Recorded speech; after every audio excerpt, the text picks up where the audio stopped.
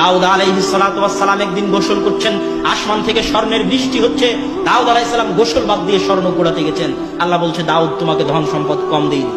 পৃথিবীতে সবচেয়ে ক্ষমতা, সবচেয়ে টাকা পয়সা আল্লাহ যাকে দিয়েছিলেন সেটা হচ্ছে দাউদ আর সুলাইমান, বাপ বেটা। তুমি কি জন্য স্বর্ণ কুড়াতে গেলে? তখন দাউদ আলাইহিস সালাতু ওয়াস সালাম বলছে, আল্লাহ, আমি যদি ভাবার্থ, আমি যদি কোটি টাকারও মালিক হই, লাখ টাকারও মালিক হই, লাখ বিঘা সম্পত্তির মালিক হই, তো ওই স্বর্ণ আমি লোভে কুড়াতে যাইনি। ওই স্বর্ণ কুড়াতে গেছি কেননা ওই স্বর্ণ আল্লাহর দয়া।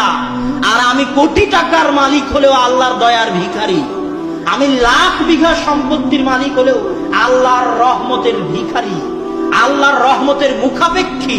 ওই 1 টাকা উপার্জন করতে গেছি আমি ধনী, টাকার লোভে কৃপণ তাই গেছি তা নয়। আল্লাহর দয়া, আল্লাহর নেয়ামতের আমি ভিখারি এবং মুখাপেক্ষী তাই গেছি। সম্মানিত উপস্থিতি, রিজিক সবকিছু। রিজিক মানে শুধু আপনি যেটা খান সেটা নয়।